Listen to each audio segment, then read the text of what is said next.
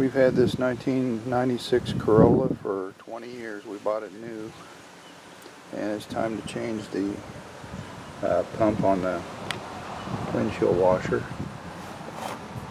It actually sticks right into the tank, so we need to take this tank off first, which means taking out this one little bolt here. Then after you get that bolt out, this front end just slips over this bolt, so you just pull it straight back and it comes right off. Have it out. The little pump sticks right into the side of the tank through this grommet. You should be able to just pull it straight out. I have already disconnected it from this little hose here. It hooks up right there. Then once it's completely disconnected from the tank, you can push down right in this area right here, and it should pull right off.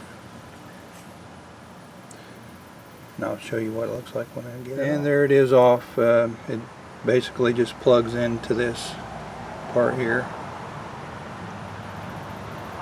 Now we'll put our new one on. I just now noticed, I don't know if it got overheated at one time or what, but it's got a big old crack in it, and that's probably why it quit working, I suppose.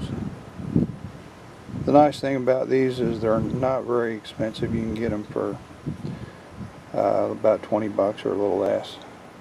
I went to our local auto parts store, and they tried to sell me something that had a bunch of wires coming out of the top, had a whole bunch of extra hoses, all kinds of crap I didn't need.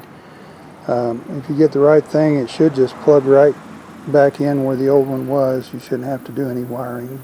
But they have some of these universal kits that are a lot more complicated than I wanted to deal with.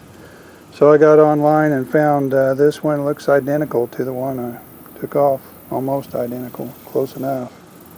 Should be able to just put this one back in where the other one was. The new pump comes with a new grommet. This is the one I took off the tank. It goes right there. I just pull that off. While I had that off, I went ahead and rinsed the inside out real good with our garden hose. And now I'm going to pop this new one back in. Now with that new one in place, I'm going to slip this new pump right back where the old one was. It goes right in the hole in the ground. And there's what it looks like once I have it in place. Try to get it in as far as I could get it. Now we're ready to put it back on the car. Here's the bottom of the tank. This part right here will go in this hole right here, and this groove will match up with that little deal right there. Then this part here will slip right over the head of this bolt sticking out. Just takes a second to do. Just gotta find that hole. And hard to do and hold the camera at the same time, but I think we can get her done. Okay, it's in the hole. And it's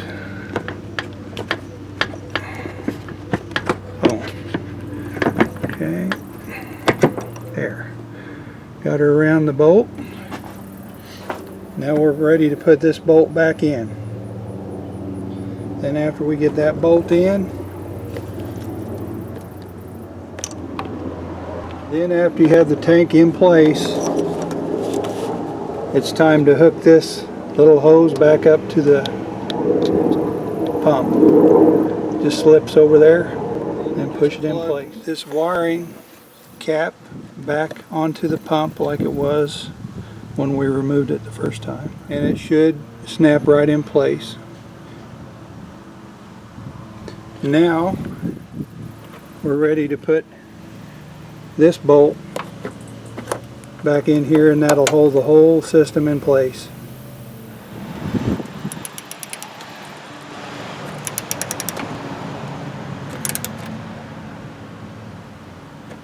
Then once you have it snug and in place, this thing's ready to try out. Now I have to put some washer fluid in it and we'll give it a test. Okay, now's the moment of truth.